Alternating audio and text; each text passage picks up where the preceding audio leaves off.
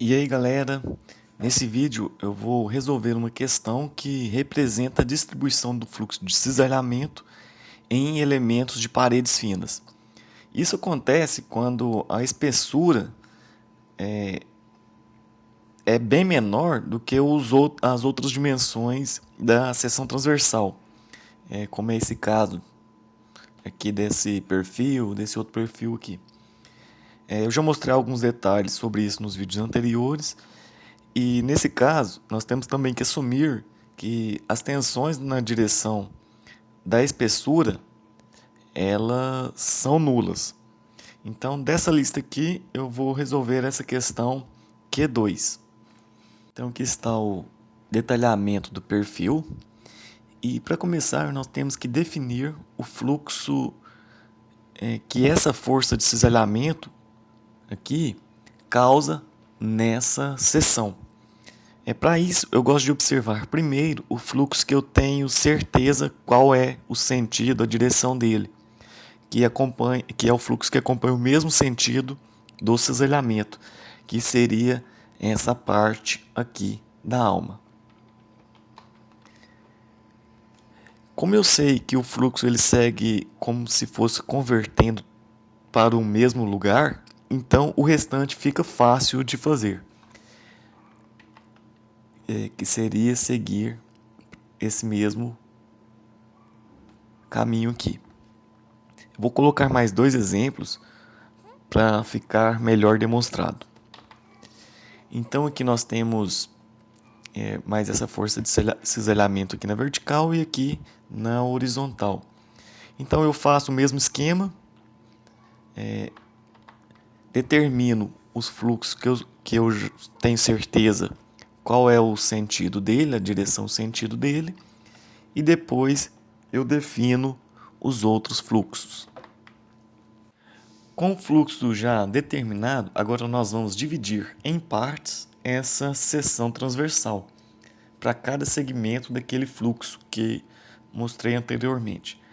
Eu poderia dividir em apenas 3 áreas para resolução devido à simetria dessa seção, mas eu vou dividir em 6 para detalhar melhor o que está acontecendo em cada uma dessas partes. Começando em A, que seria essa parte da mesa que foi dobrada, eu determino um corte em uma altura qualquer. Esse corte ele vai ficar representado dessa maneira.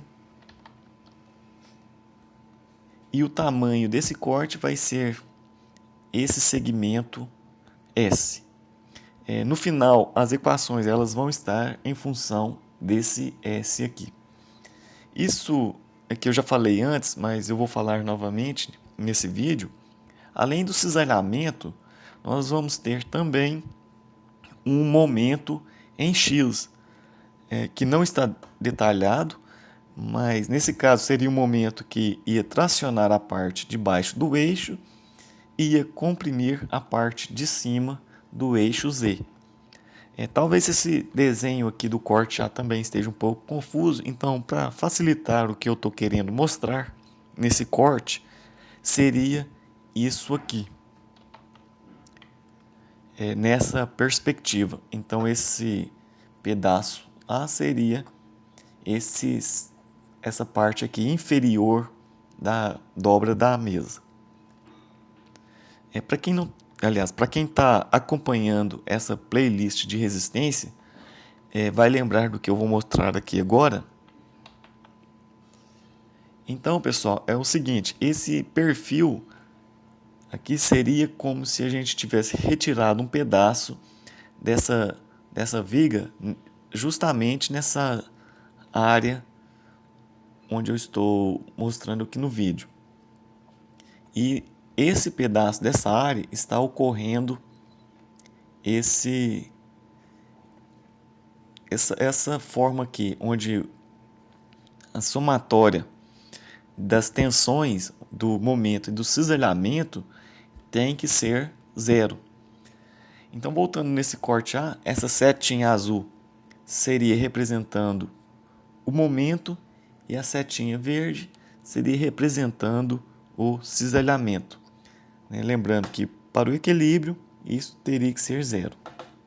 Indo para o segundo corte do perfil, agora nós vamos pegar essa parte aqui da mesa.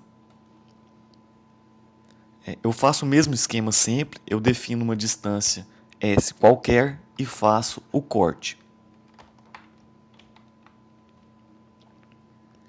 E novamente eu vou representar o corte aqui no vídeo. Esse corte ele vem somente até o eixo Y. Lembrando que o fluxo ele vem aqui da esquerda para a direita e depois ele começa a seguir em direção a Y. E aqui ele vem da direita para a esquerda e chega aqui, ele vem em direção a Y. Por isso, então, eu pego apenas esse pedaço aqui para representar a mesa. Para o terceiro corte, vai ser um corte feito na alma. Nesse caso, o fluxo ele está no mesmo sentido em toda a alma. Porém, quando eu for representar a parte do corte que para definir as equações, eu vou representar apenas do eixo Z para cima. Dessa maneira.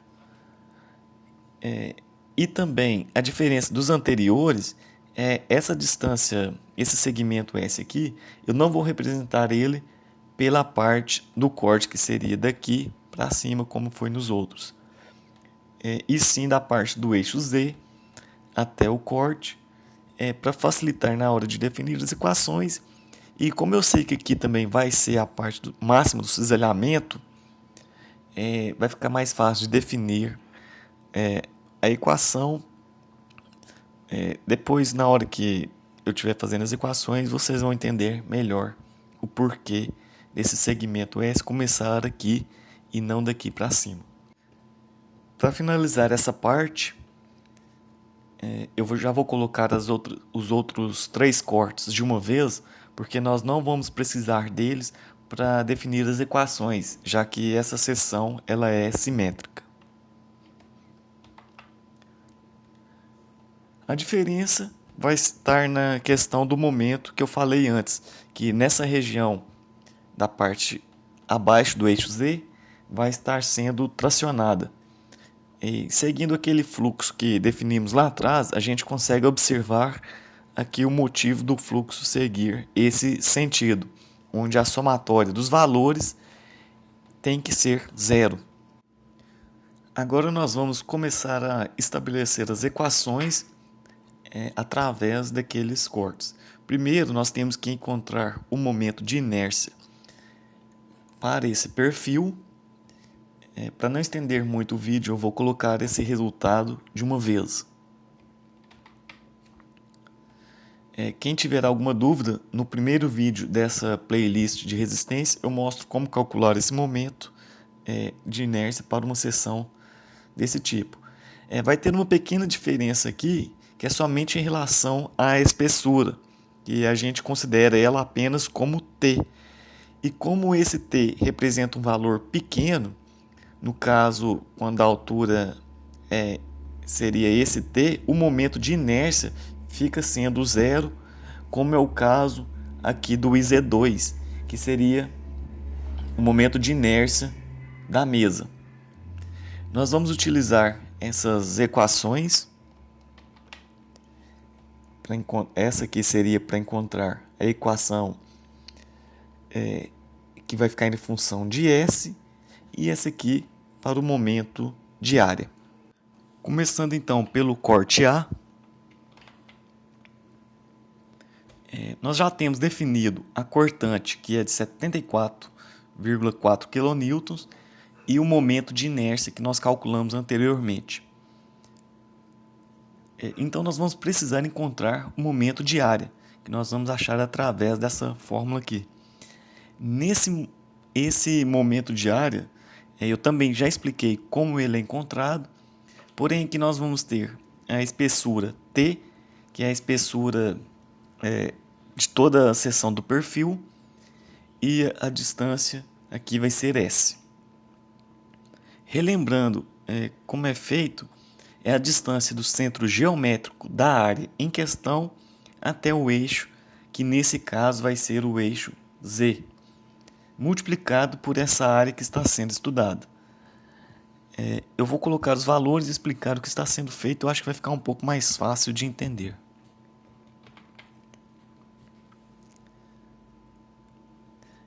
Então aqui nós temos a área A1. Essa área A1 ela é apenas a espessura T vezes a distância S. A área A1 é esse pedaço do perfil aqui, onde eu marquei um aqui. E a distância do centro geométrico dessa área até o eixo Z é esse 60, que é do eixo Z até o início aqui dessa parte aqui, mais a metade de S. Então nós fazemos a multiplicação e nós vamos encontrar esse resultado para o momento de área, que nesse caso aqui vai ter o T e o S. Porém, esse T aqui que nós encontramos, ele vai ser cancelado com o T do momento de inércia, que também nós calculamos, né, considerando a espessura T, então os dois vão se cancelar. E por isso, quando eu coloquei os valores nessa equação aqui, eu já desconsiderei o T. Uma outra coisa também que a gente deve fazer é que esse valor de 74,4 kN, eu passo ele para newtons. Então, por isso, eu multiplico esse 74,4 vezes 10 ao cubo. E eu vou encontrar a equação que vai estar em função de S para qualquer uma dessas áreas aqui que eu marquei 1. Indo então para o segundo corte, que é o corte B, o procedimento é o mesmo, porém que nós vamos ter duas áreas. Uma que é totalmente definida, que vai ser essa área 1, que é 60, que é esse tamanho aqui, vezes T, que é a espessura. E o centro geométrico dela é esse 60, mais a metade desse valor, que vai dar 90 milímetros. E a área A2, nesse caso, ela vai ser apenas T vezes S também. E a distância do centro geométrico até o eixo vai ser definido, já que essa espessura T, ela representa apenas uma linha. Então a distância vai ser o total, que é de 120 milímetros. Fazendo a multiplicação de cada parte e a somatória entre essas partes, nós vamos encontrar esse momento de área, que é o momento de área 2, substituir na equação. Então, o que vai mudar aqui é apenas o Q em qualquer uma das equações que nós formos calcular aqui. E também ela vai ficar em função de S para encontrar as parcelas em qualquer uma da distância da mesa, onde está o 2 aqui. Agora o corte 3. O procedimento é o mesmo, só que agora nós vamos ter três áreas, sendo duas definidas e uma que vai estar em função de S. O motivo de ter colocado esse segmento S aqui é porque, como eu disse antes, em cima do eixo Z, nós vamos ter um valor máximo desse cisalhamento. Então aqui fica sendo como uma divisão das parcelas de cisalhamento. Por exemplo, se a gente pega no corte para cima, se a gente pegasse aqui, um lado vai estar aumentando, que seria daqui para cá, na hora de fazer o diagrama você vai entender, e daqui para cá vai estar diminuindo. E quando a gente pega aqui onde que é o máximo, ou seja, na divisão dos valores, acima do eixo vai estar diminuindo e abaixo do eixo também vai estar diminuindo esse valor. Mais para frente, na hora que eu colocar os diagramas e fazer o restante da questão, isso vai ficar mais claro. E assim nós definimos as três equações em função de S. E agora nós vamos representar a distribuição que essa cortante causa na seção transversal. Para isso, nós vamos utilizar as equações e para cada parte nós vamos pegar o início e o final de cada, sendo que o início vai ser sempre zero. Então, para a primeira parte, vai de 0 a 60. O zero vai ser sempre essa marcação aqui de baixo, de onde a gente começou o segmento, e vai até a extremidade. Só que, mesmo isso aqui sendo zero, não significa que o resultado aqui tem que ser zero. Tá? É porque a cortante aqui, ela realmente tem que ser zero. Se dá um valor diferente nesse pedaço aqui, então significa que a equação estaria errada. A segunda parte vai de 0 até 100, que é a metade da mesa. E a terceira parte, nesse caso, nós vamos ter o zero bem em cima do eixo Z e mais 120 de distância para cada uma das extremidades desse eixo. E como eu falei antes, em cima do eixo Z tem o valor máximo que essa cortante vai gerar nesse perfil. E agora é só representar esses valores aqui e definir o diagrama para essa seção. Então o diagrama ele vai ficar nesse formato. Depois disso, o exercício também pede para determinar as parcelas das forças de cisalhamento resultante. E esses valores são as áreas desse diagrama. Eu prefiro fazer por integral.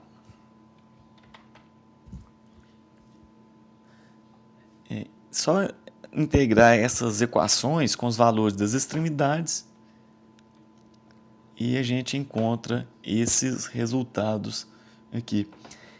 Esse resultado ele serve até para conferir se a gente fez o exercício de forma correta.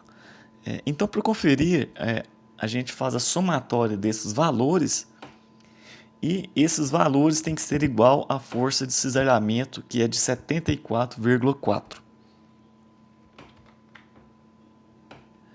No caso do FB, elas vão se anular entre elas mesmo. Tá vendo que tem uma horizontal para a direita, uma horizontal para a esquerda, uma horizontal para a esquerda, uma horizontal para a direita. Então elas se anulam e o restante FA e FC só não pode esquecer de multiplicar pela quantidade de área que essa força está representando. Por exemplo, o FA representa 4 áreas, então por isso essa multiplicação por 4, e aqui representa apenas uma área, que é esse valor de 79,2, né, que é o FC. Então, fazendo essa somatória de todas essas resultantes aqui, a cortante tem que ser igual a 74,4. Se der um valor diferente, tem alguma coisa de errado. Então é isso aí, finalizando mais um vídeo e até a próxima.